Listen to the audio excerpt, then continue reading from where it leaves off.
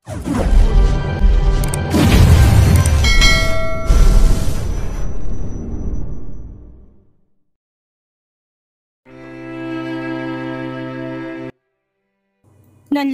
ang mga mata ng stalker ni Ella.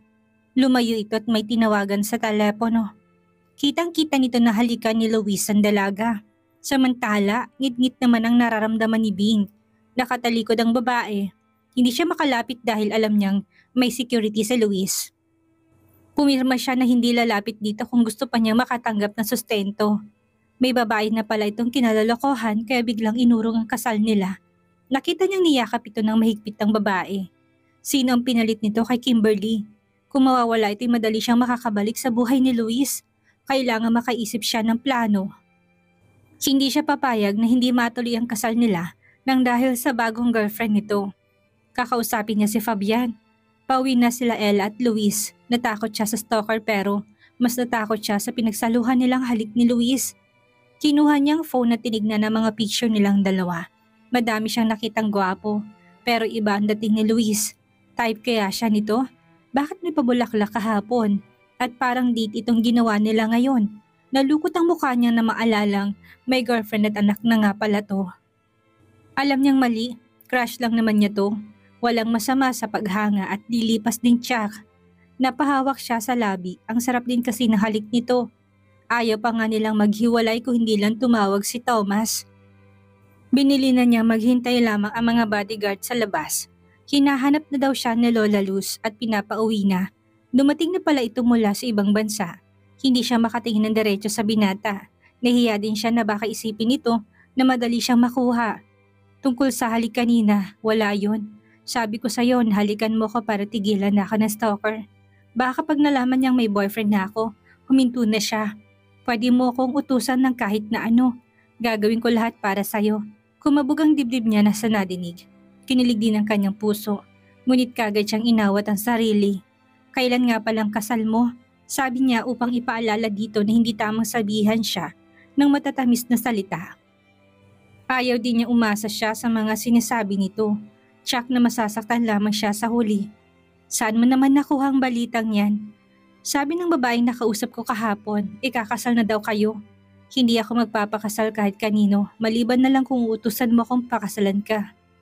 Willing akong magpakasal uli kung ikaw ang bride. Ha? May anak na kayo hindi ba? Anak ko si Teo. Pero patay ng asawa ko na mommy niya. Nagdiwang kanyang kalooban, ngunit mas lamang ang lungkot para sa lalaki. Hindi niya may isip kung gaano to nasaktan sa pagkawala ng asawa. I'm sorry, nakakalungkot naman pala. Pasensya ka na, change topic na tayo. Ano yung pilit pinapasaya ang boses? Bakit may luhang nais sumungaw sa kanyang mga mata sa kwento na pag-ibig ni Luis? Bumigat ang kanyang dibdib. 1 taon pa lang mahigit nang mamatay sa aksidenteng asawa ko. Wala akong planong kalimutan siya. Gusto ko sanang sabihin sa'yo na. Kamuk, nagring ang telepono niya. Si Lola Luz, kinonect niya ang earbuds at sinagot ang tawag. Ilang minuto nagsalita ang matanda. May pinadala sa kanyang pictures at videos na patingin siya sa binatang nagdadrive. Pagkatapos panoorin ng video, nakaramdam siya ng galit para dito ngunit hindi siya nagpahalata. Eto palang nasa likod ng tangkang pagkidnap sa kanya. Umani ng mga taong inutusan nito. May mga pulis na naghihintay na huhuli dito pagdating nila sa mansyon. Hindi siya makapaniwalang gumawa ito ng kunwaring kidnap upang mapalapit sa kanya. Anong motibo ng lalaki? Galit na galit si Lola Luz kay Luis. Labag sa loob niyang ipahuli ito sa pulis ngunit tamang kanyang lola. Baka may mas malalang plano ito sa kanya. Hindi niya ito dapat pagkatiwalaan. Malapit na sila sa mansyon. Sana hindi man laban si Luis sa mga pulis. Baka mapahamak to. Sana matiwasa itong sumama sa presinto. Nag-vibrate ang cellphone ni Luis. May binasa itong message at may ibang ekspresyon ng mukha nito. Malamang ay alam na nito at alam na niya na itong may pakana na kidnapping. Tumingin ito sa kanya sa likod ng kotse. Magtiwala ka sa akin, Miss Ella. Anito sabay apak sa gasoline at mabilis na pinaandar ang kotse sabay biglang liko sa U-turn. 2 kotse ang nakasunod sa kanila. Naiwan ang mga ito dahil sa hindi inaasahang mabilis na kilos ni Luis. Muling humabol ang mga to. Tumilapon siya mula sa upuan sa bilis ng kotse. Luis, suminto ka na. Wala akong planong makakulong. Kakausapin ko si Lola Luz. At iuurang ang demanda. Hiyaw niya. Huwag ka mag-alala sa akin, huwag ka lang matakot. Wala akong planong masama. Hindi kita gagawa na makakasakit sa'yo. Luis, baka barilin ka ng mga bodyguard at ng pulis. Nakita niya may nakasunod din na pulis. Nailigaw nitong bodyguard niya, ngunit nakita naman sila ng mga pulis. Ngunit walang balak tumigil si Luis. Makinig ka sa akin, baka madagdagan pang kaso mo. I don't care, basta makasama kita. Wala akong pagsisisihan. Nagimbal siya sa nadinig, nababaliw na yata ang lalaki. Hindi kaya ito ang kanyang stalker? At nakagawa na ito ng paraan upang mapalapit sa kanya. Anong pakay ng lalaki sa kanya?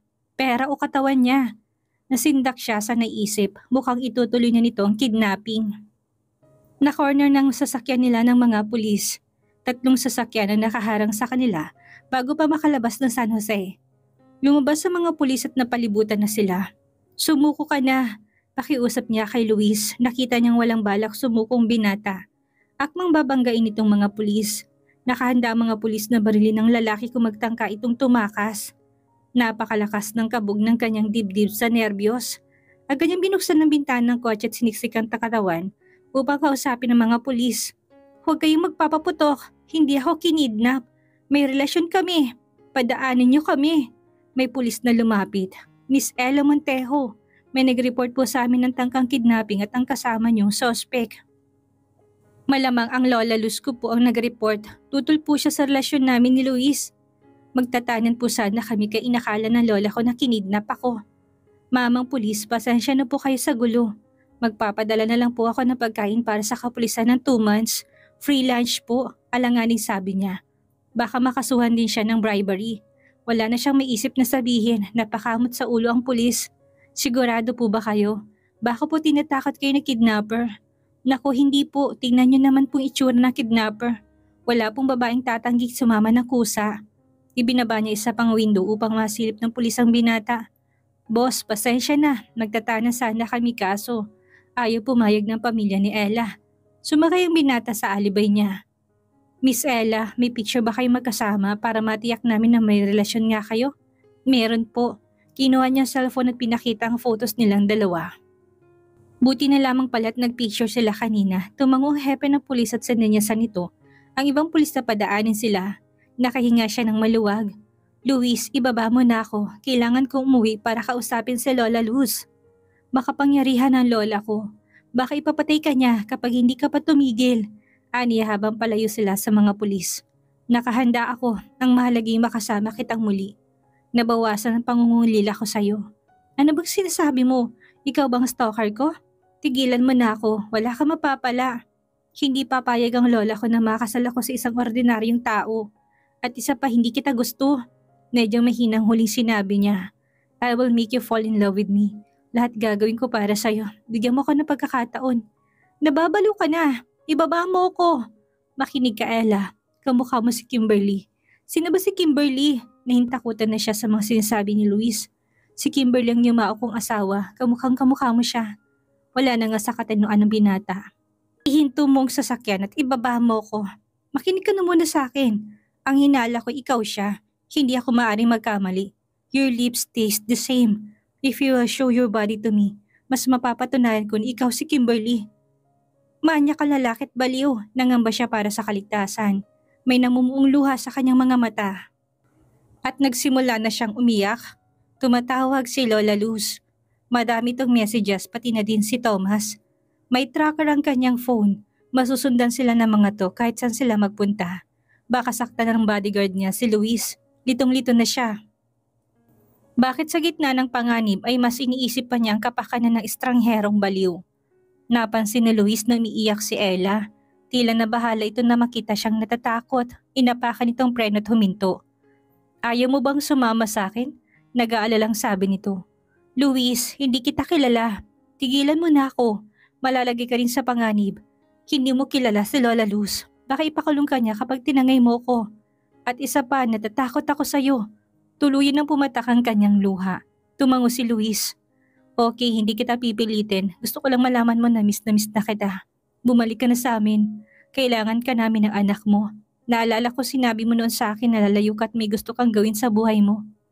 Luis, hindi ako si Kimberly. Ikaw si Kimberly, the way you say my name. The way you kiss me, everything about you, ikaw si Kimberly. Buksan mo pinto, lalabas na ako.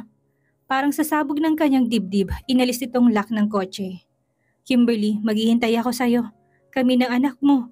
Nagmamadali siyang lumabas ng sasakyan, nakahinga siya ng maluwag, nang natanaw niyang palayo ng kotse ng binata. Kinuha niya ang cellphone at tinawagan si Lola Luz upang ipasundo siya sa security. Nanghina siya sa mga nangyaring kaguluhan.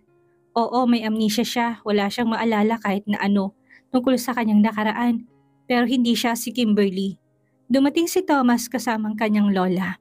Agad siyang niyakap nito at inakay papasok sa loob ng kotse. Ramdam niyang pagmamahal nito. Simula na magmulat ang kanyang mga mata sa ospital hanggang ngayon, hindi siya iniwan ng matanda.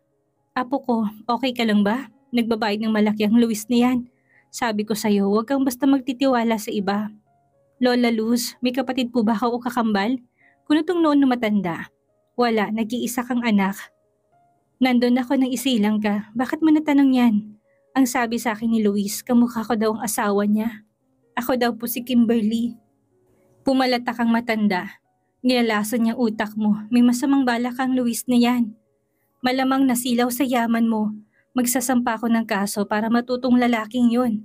Wag na, Lola. Ayoko ng gulo. Kinausap ko na siya nang tumigil na. Ella, mag-iingat ka. Maraming masamang taong gagawin ng lahat para sa pera. Dumating na sila sa mansyon ng mga Montemayor. Hindi siya mapakali. Wala siyang maalala. May chance ba na siya nga si Kimberly? Imposible. Apo siya ni Lola Luz. Namulat siya sa marangyang buhay dahil dito, may pictures pa siya sa tablet na kasamang kanyang boyfriend. Ang amnesia niya dahil sa aksidente. Dala marahil ng pangungulila kaya nakikita ni Luis ang asawa sa kanya. Posibleng kahawig niyang namayapang asawa nito pero siya ay si Lucila Montejo. Kinabukasan ay parang may kulang na si Thomas ang naghatid sa kanyang papasok ng kumpanya. Pinagpapasalamat na rin niya na hindi nagpakita si Luis at baka mabugbog to ng mga bodyguards. Pinihinto niya si Thomas sa paborito niyang coffee shop. Pumasok siya sa loob. Napatingin siya sa pamilyang nasa kanyang harapang umorder ng pagkain. Nagkakatuwang makita ang mag-asawa kasamang kanilang anak. Mukhang galing sa jogging ang mga ito kung ibabase niya sa suot. Hawak na lalaki ang cute na baby girl na sa tingin niya 1 taong gulang pa lamang. Abala sa pagpili sa menu ang babae, tumingin sa kanyang bata at ngumiti. Ang cute, nakakaingit naman ang couple na to. Kinuha ng babaeng baby matapos umorder at tila ito nakikita ng multo na mapansin siya. Kimberly? Anang babaeng kaharap, nakaawang ang labi nito habang nakatunghay sa kanya. Napasulyap din ang asawa nito. Napalis ang ngiti nito at nalaki ang mga mata. Kimberly? Buhay ka! Bulalas na lalaki. Ganun ba katinding pagkakahawig niya kay Kimberly at 3 taon na nagsabi na siya to? Ngayon lamang niya nakita ang mag-asawa, kilala kaya ng mga to si Luis? I'm sorry, I'm Ella. Nagkita na ba tayo dati? Wait, kamukha mo talagang kaibigan namin na namatay sa aksidente. Sabi ng babae, agad na kinuha na lalaki ang cellphone. Tingnan mo, kamukha mo talagang kaibigan namin. Kinuha niyang phone at kamukha niya nga talaga si Kimberly. Kinurot ng babae ang asawa sa tagiliran. Bakit may picture ka ni Kimberly sa cellphone mo ha? Grabe ka naman. Wala na nga pinagseselaosan mo pa, ikaw na mahal ko. Dinig niya usapan ng dalawa. Ngunit para lamang itong background noises. Nakatulala sila sa larawan sa cellphone. Buhok lang talaga to. Posible bang labis na magkamukha ang 2 tao kahit na hindi sila magkamag-anak? Hindi na siya nagtataka ngayon kung bakit iniisip ni Luis na siyang namatay ditong asawa. Miss Ella, malilik na po kayo sa meeting. Tawag ni Thomas nang lumapit to. Ngumiti siya sa mag-asawa at binalik ang cellphone. Tumalikod na siya. Magulo ang kanyang isip habang nasa biyahe. Dumating siya sa kanyang office at inayos ang presentation. Tumunog ang notification ng kanyang phone. May message na dumating. Napaupo siya nang binuksan ng mensahe. Nangihinang kanyang tuhod. Picture ni Luis at Kimberly nung ikinasal. Madami pang pictures na magkasamang dalawa. Bakit siya naluluha sa pagtingin ng mga larawan? May dumating uling mensahe. Ibang account naman. Pictures na nakuha ngayon lang bago siya umakyat ng building. At picture ng ari ng lalaki. Nakakilabot ang mensahe nito na nagsasabing angkinin siya nito at pinagsasawaan. Si Luis din bang stalker niya? Ngayon lang nagsalita ng ganun stalker niya. Madalas nagsasabi lamang ito sa kanya ng lubos na paghanga. Nahiyagis niya ang cellphone sa table. Gumapa ang kilabot sa kanyang katawan. Napansin siya ni Thomas. Miss Kimberly, bakit po? May problema po ba? Umiling lamang siya. Wala naman. Mamaya ihatid mo ko pa uwi, ngumiti ng matamis ang lalaki. Iniwan na niya ito at nagpunta sa conference room. Mabilis na natapos ang meeting niya sa mga investors. Pinauna niyang sekretary niya si Grace sa opisina dahil may naiwan siyang pinirmahang kontrata sa kotse. Sumakay siya ng elevator at bumaba sa ground floor. Puno ang parking area, hindi niya maalala kung saan sila nagpark. Tatawagan na niya si Thomas nang biglang may mga kamay na humila sa kanya, tinakpan ng kanyang bibig. Pipilit siyang nalalaban kahit nalalabo ng kanyang paningin. May pampatulog ang panyong nakatakip sa kanyang bibig at ilong. Pinasok siya sa isang van at hindi na niya alam ang mga sumunod na pangyayari. Nakatungay si Luis kay Ella na nakahiga sa malambot na kama. Masuyo niyang hinaplos sa mukha ng babaeng natutulog. I'm sorry, kailangan ko matiyak kung ikaw at si Kimberly iisa. Kung hindi ikaw si Kimberly, hindi na kita guguluhin kahit kailan. Kung ikaw naman ang asawa ko, sapilitan kitang ibabalik sa mansyon kahit na anong mangyari. Isa lamang ang naisip niyang paraan ng tignan ng birthmark nito sa puwetan. Nakaslacks ito kaya naman kailangan niyang hubarin na muna. Marahan niyang binuksan ang botones at binaba ang zipper ng patalon nitong suot. Hinila niya ang slacks pababa. Tumambad ang makinis at bilog ang hita ni Ella. Agad tumigas ang kanyang sandata. Sa nakita lalo na mapadakong pansin niya sa perlas nitong natatakpan lamang ng manipis na tela. Natagumpay niyang naalis ang pantalon.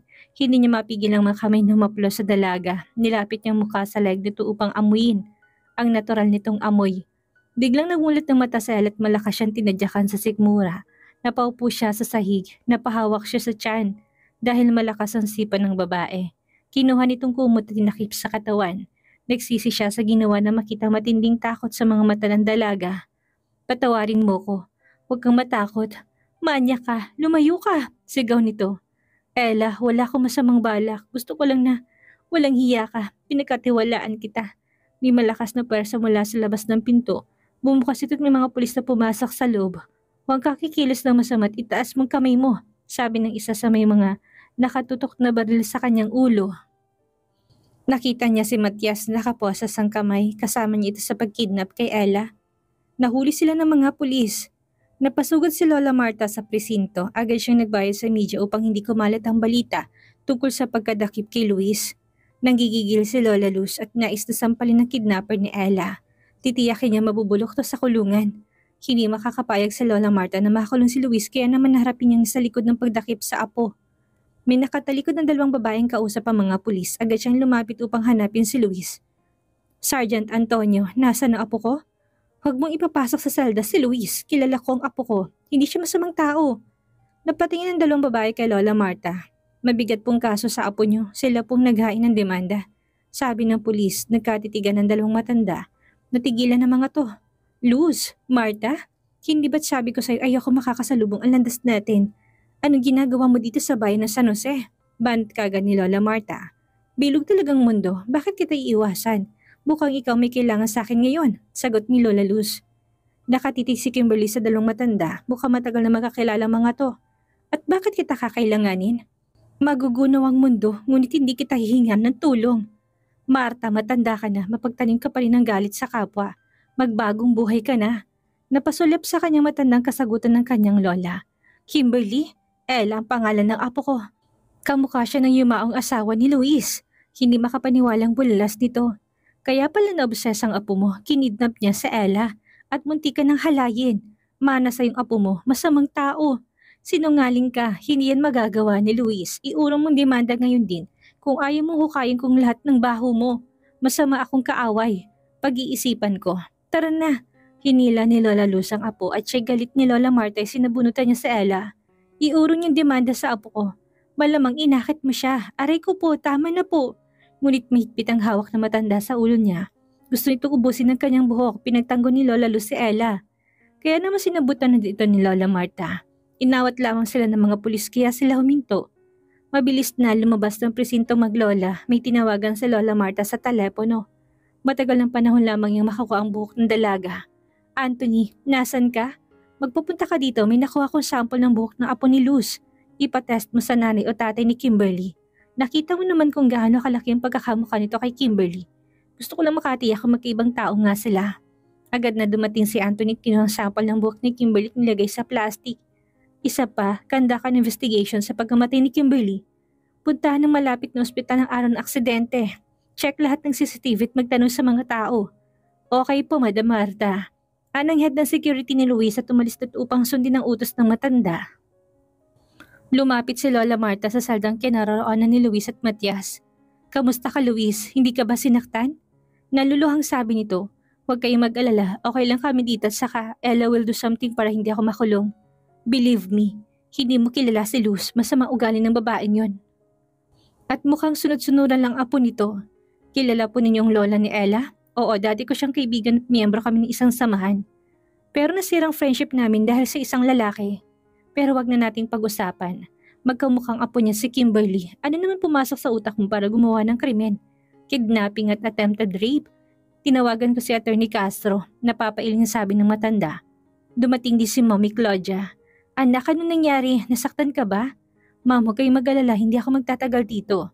Natitiyak kong iurong ni Elang demanda sa akin. Natapos ang isang oras lumapit ang pulis. Maaari na po makalabas si Luis. Ngunit may kahilingan po nagsampa ng reklamo na kailangan niyang pirmahan upang tuluyang iatras ang demanda. Lola Luz, ipinatawag niyo daw po ako. May kailangan po ba kayo? Bungad ni Thomas. Bantayan mo mabuti sa Ella, alam mong buong katotohanan. Kailangan natin siya. Ilang buwan na lang at 27 kaarawan na ni Ella at makukuha na niyang trust fund na iniwan ng kanyang mga magulang. Naunawaan ko po, madami ka ng kapalpakan. Ayusin mong trabaho mo. Nasingitan ka na ng apo ni Marta, mabagsik at tusong matandang yon. Baka matuklasan niyang lihim natin, parehas tayong maging talunan sa ulit mabaliwalang pinaghirapan natin. Ano kayong magiging resulta ng gagawing DNA test kay Ella? Mapatunayan kayang shot si Kimberly ay iisa? Yan ang ating aalamin sa susunod nating kabanata.